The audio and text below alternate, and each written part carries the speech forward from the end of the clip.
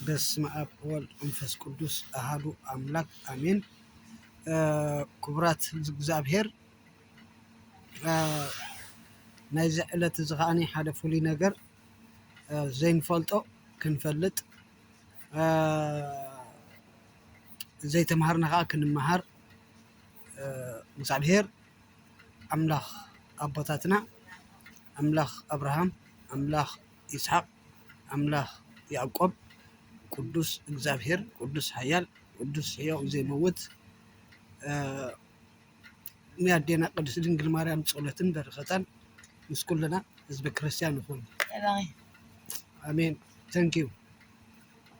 ምስ ኩልና ህዝበ ክርስቲያን ይኹን ምስ በዓልን ጥበብን እግዚአብሔር ክህበኩም ከዓኒ ኣብ ጸሎተይ እንዳዘከርኩ ንኩልኩም መንእሰያት ዓበይቲ ቆልዑ ህፃናት አዴታት አቦታት ኣሕዋት ካህናት ከምኡ ዲያቆናት ምስጢረ ናይ ቤተ ክርስቲያን ካህናት ብምሉእኹም ኣሕዋት ብሓፈሻ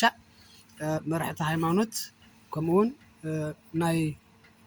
ትካላት መንግስቲ ወሃቢ ኣገልግሎት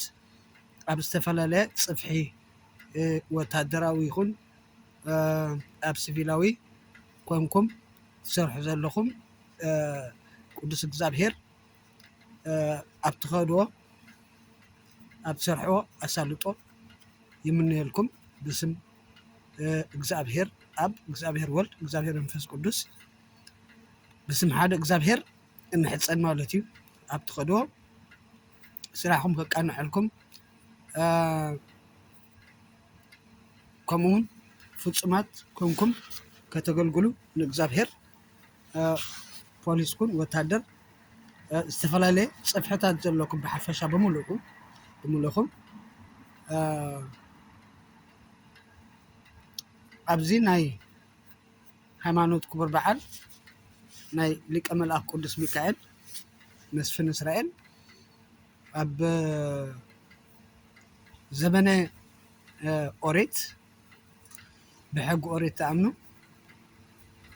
ወይ ከዓ ብሓድሽ ኪዳን ኢና ንኣምን ትብሉ ሓደ ዝዓበየ ነገር እግዚአብሔር ምስ በዓልን ጥበብን ንዓይ እውን ክህበኒ ኣነ ትሑት ባርያኹም ኣሕዋትኩም ኣነ ትሑት ባርያ እግዚአብሔር ከምኡውን ኣፈ ልቦናይ ክኸፍተለይ ምስ በዓልን ጥበብን ክህበኒ እውን ኣብ ጸሎትኩም ክትዝክሩኒ ይምሕፀነኩም። ኣሕዋትን ኣሓትን ኣቤታት ዓበይቲ ንኣሽቱ ኣመስግነኩም ማለት እዩ። ቅዱስ እግዚአብሔር ኩሉ ግዜ እንዳተመስገነ ዝነብር ነዛ ምድሪ ሰማይን ምድርን ፈጢሩ ንሕና እውን ንክምችአና ብዙሕ ዝተፈላለየ ዝገበረልና እግዚአብሔር ንሰማይ ዘርጊሕልና ምድሪ እውን ዘርጊሕልና ሕርሻታትና ክዳውንትና ከይንቆርር ከይንጠሚ ከይንፀምእን